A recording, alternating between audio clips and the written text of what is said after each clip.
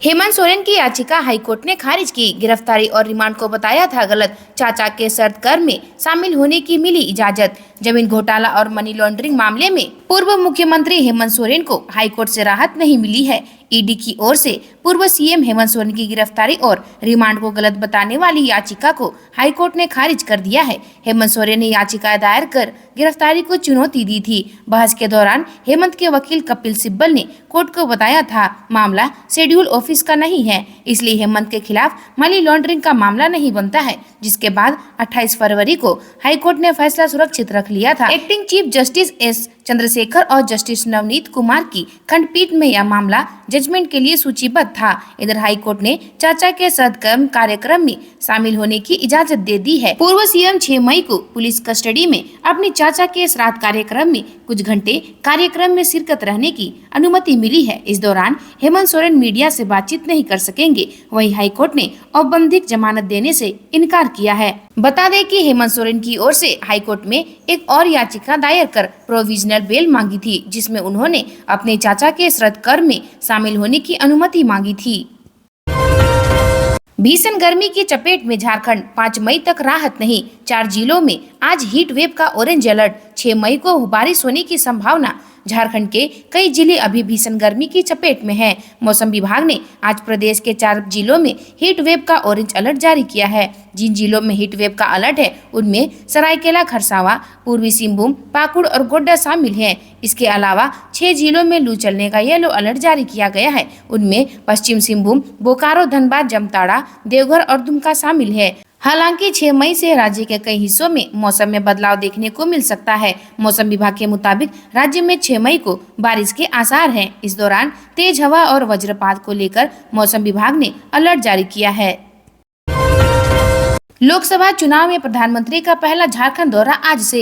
PM Modi की आज चाईबासा में सभा, रांची में 3 घंटे करेंगे रोड शो। प्रधानमंत्री नरेंद्र मोदी 2 दिवसीय दौरे पर शुक्रवार को झारखंड आएंगे। लोकसभा चुनाव के दौरान झारखंड का यह उनका पहला दौरा है। शुक्रवार को दोपहर बाद 3 बजे वे चाईबासा पहुंचेंगे और चुनावी सभा को संबोधित करेंगे। चाईबासा में सभा के बाद प्रधानमंत्री रांची आएंगे और यहां एयरपोर्ट से राजभवन तक करीब 3 घंटे रोड शो करेंगे। भाजपा ने प्रशासन से शाम 5 बजे से रात 9 बजे तक के लिए रोड शो का समय मांगा है।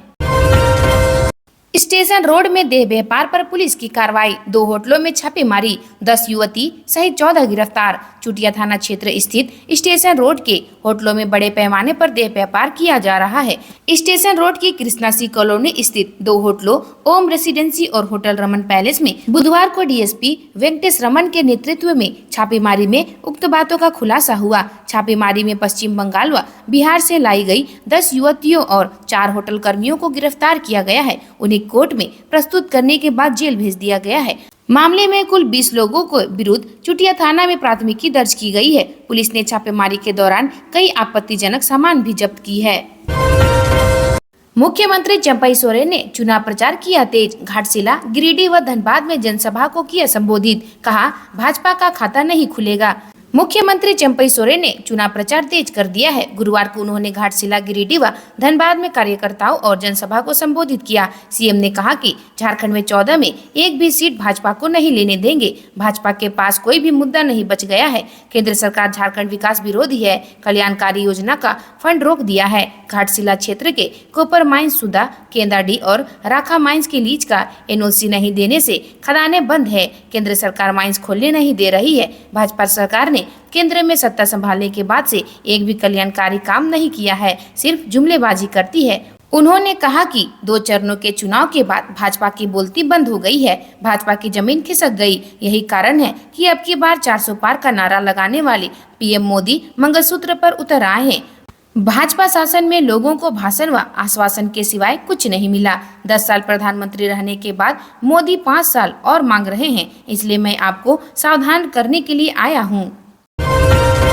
झारखंड में सभी सीटें एनडीए जीतेगा। राजस्थान के मुख्यमंत्री बोले, देश और झारखंड में कांग्रेस और उनके सहयोगी भ्रष्टाचार और झूठ के जनरेटर हैं। राजस्थान के मुख्यमंत्री भजनलाल शर्मा ने कहा है कि देश और झारखंड में कांग्रेस और उनके सहयोगी भ्रष्टाचार और झूठ के जनरेटर हैं। कांग्रेस के नेता झूठ और भ्रष्टाचार फैलाने में लगे हैं। झारखंड मुक्ति मोर्चा के नेता तो भ्रष्टाचार के कारण जेल में हैं। 2 दिवसीय दौरे पर झारखंड आए शर्मा ने चर्चा के दौरान कहा कि देश कांग्रेस और इंडिया गठबंधन की पार्टियों की तुष्टीकरण से ग्रस्त है। इन्हें राम मंदिर से दिक्कत है। जब राम मंदिर को लेकर देश में बहुसंख्यक समाज में सकारात्मक माहौल बना तो कांग्रेसी नेताओं ने झूठ का सहारा लेना शुरू किया ताकि जनता को परख लाया जा सके। इसलिए देश के गृह मंत्री अमित शाह का फर्जी वीडियो चलाया। इसलिए मैं उन्हें झूठ और भ्रष्टाचार का जेनेटर कर रहा हूँ।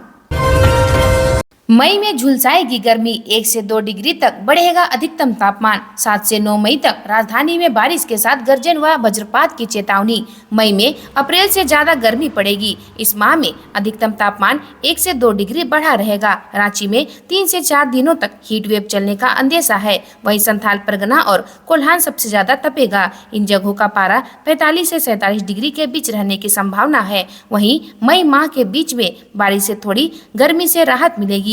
गर्जन और वज्रपात के भी आसार हैं, लेकिन महीने के तीसरे सप्ताह में रांची का पारा 40 डिग्री पार कर जाएगा। अगर बंगाल की खाड़ी में कोई साइक्लोन बना तो इसका फायदा झारखंड को होगा। अभी फिलहाल साइक्लोन बनने का कोई चांस नहीं दिख रहा है, पर माह के अंत तक थोड़ा बदलाव आ सकता है। यानी मई में झारखंड में गर्मी ज्यादा पड़ेगी, लेकिन बीच बीच में बारिश से थोड़ी राहत की उम्मीद है। मौसम केंद्र के अनुसार 7 से 9 मई तक बारिश की वजह से थोड़ी गर्मी में राहत की उम्मीद है। इस दौरान गर्जन और वज्रपात की भी चेतावनी है।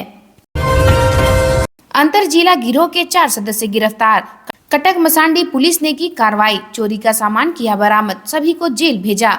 सरकारी स्कूलों, पंचायत भवन, अस्पताल तथा आंगनबाड़ी केंद्रों में चोरी की घटना को अंजाम देने वाले अंतर जिला चोर गिरोह के 4 सदस्यों को पकड़ने में कटक मसांडी पुलिस को बड़ी सफलता मिली है। कटक मसांडी तथा पदमा ओपी पुलिस के संयुक्त अभियान के दौरान छापेमारी कर गिरोह में शामिल 4 आरोपियों को अलग अलग गाँव से गिरफ्तार किया गया है। पुलिसकर्मी ने अपने सहकर्मी के मोबाइल से अपने खाते में ट्रांसफर किए 50,000, मामला दर्ज। जिला पुलिस बल में पदस्थापित सिपाही श्रीलाल मंडल ने गुरुवार को अपने साथी सिपाही सूरज दे और उसके भतीजे राहुल कुमार दे के खिलाफ मोबाइल से राशि ट्रांसफर करने की प्राथमिकी दर्ज कराई है। पुलिस ने मामला दर्ज कर जाँच शुरू कर दी है। केंदुआ ताड़ के रहने वाले श्रीलाल मंडल अभी धनबाद जिला पुलिस के बल के आरक्षी पद पर पुलिस लाइन में पदस्थापित हैं। उन्होंने पुलिस को बताया कि 27 दिसंबर 2023 को उनके साथ काम करने वाले सिपाही सूरज दे ने उनसे कहा कि उसे 6500 रुपये की जरूरत है। उसने मोबाइल से ऑनलाइन पैसे ट्रांसफर करने के लिए कहा। इसके बाद श्रीलाल ने उसके भतीजे राहुल के खाता में पैसे ट्रांसफर कर दिए। उनका आरोप है कि उसी दिन सूरज ने उससे बहाने करके उनसे उनका मोबाइल मांगा और कहा कि उसे फोन करना है। इस पर उन्होंने उसे अपना मोबाइल दे दिया। उसका आरोप है कि उसके मोबाइल से चुपके से 50,000 रुपये भतीजे के अकाउंट में ट्रांसफर कर दिया। गांडे उपचुनाव को लेकर कल्पना सोरेन चल रही जनसंपर्क अभियान, कहा हेमंत सोरेन की कमी पूरा करना मेरी जिम्मेदारी। गांडे से विधानसभा उपचुनाव की झामुमो प्रत्याशी कल्पना सोरेन ने कहा कि 31 जनवरी के बाद स्थिति काफी बदल गई है। उनके बाद हमारी पार्टी के कार्यकर्ता और नेता तनाव में थे कि आगे क्या होगा। कार्यकर्ताओं ने मुझसे आगे आने का आग्रह किया। अपने नेता के प्रति उनका प्यार देखकर मैंने सोचा कि जब तक हेमंत जी वापस नहीं आ जाते तब तक इस कमी को पूरा करना मेरी नैतिक जिम्मेदारी है और मैं राजनीति में आई। कल्पना ने गिरिडीह में मीडिया से बात करते हुए ये बातें कही। बेटे की चिता की आग बुझी भी नहीं की मां चल बसी। बुधवार को राजगंज के पलटन टाड़ में बेटे की चिता की आग बुझी नहीं थी कि मां की मौत हो गई। इससे परिवार के अलावा गांव में मातम पसर गया। इस घटना ने सभी को झकझोर कर रख दिया। बताया जाता है कि राजगंज के पलटन टाड़ निवासी स्वर्गीय देवनारायण साहू के बड़े पुत्र सुरेश प्रसाद की मौत बुधवार की सुबह हो गई। वह बीमार चल रहे थे।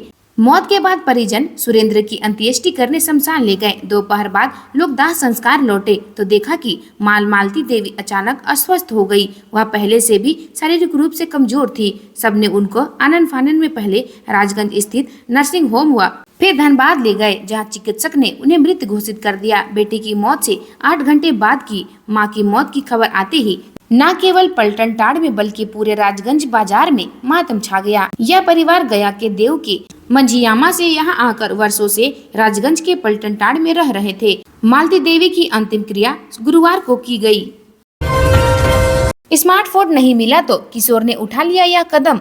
कुंडा थाना क्षेत्र के योगीडी गांव में एक किशोर अपने परिजनों से बड़ा मोबाइल की मांग की। उसे बड़ा मोबाइल नहीं मिला तो उसने विषैला पदार्थ खा लिया। घटना के बाद मां बसंती देवी उसे गंभीर हालत में सदर अस्पताल लाकर इलाज के लिए भर्ती कराई। फिलहाल किशोर को सदर अस्पताल के वार्ड में भर्ती कर इलाज किया जा रहा है। जानकारी के मुताबिक किशोर के पिता विष्णु यादव बाहर में काम करते हैं।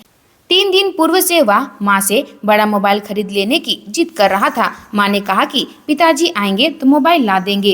गुरुवार को खाना खाकर वह बाहर गया, वह जहरीला पदार्थ खा लिया। घर आने के बाद उसकी हालत खराब होने लगी तो बगल में एक झोला छाप डॉक्टर से प्राथमिक उपचार कराया। इसके बाद भी स्थिति में सुधार नहीं हुआ तो दोपहर करीब 1 बजे उसे सदर अस्पताल पहुँचाया गया।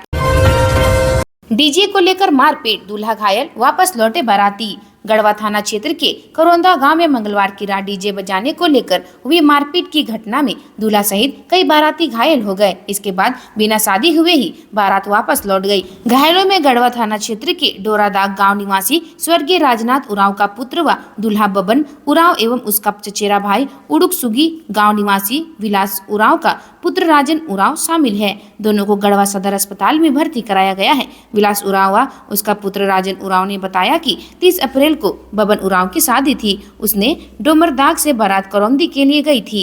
वहीं बाराती डीजे के धुन पर डांस कर रहे थे। इसी क्रम में गांव के कुछ लोग आकर उसे भोजपुरी गाना बजाने को कहने लगे, लेकिन बाराती पक्ष के लोग डीजे वाले को नागपुरी बजाने को कह रहे थे। इसी बात को लेकर ग्रामीण तथा बाराती पक्ष में नोकझोंक हो गई।